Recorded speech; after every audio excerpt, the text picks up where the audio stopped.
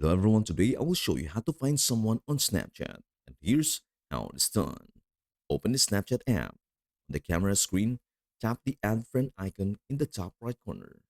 Here, you can scroll through the Find Friends section to look for people you may know. If the person isn't on Snapchat, you can invite them by sharing your Snapchat profile link via apps like WhatsApp or Messages. Tapping the invite button next to your name from your contacts list. Another method, go back and use the search bar at the top. Type the person's name. If you find them, tap add next to their profile. You can add as many friends as you like using these options. And that is everything to know about how to find someone on Snapchat. Before we end, may I humbly ask you a favor? Please do like, share, and subscribe to our channel. This means the world to us. Thank you so much for watching. We hope to see you in our next video.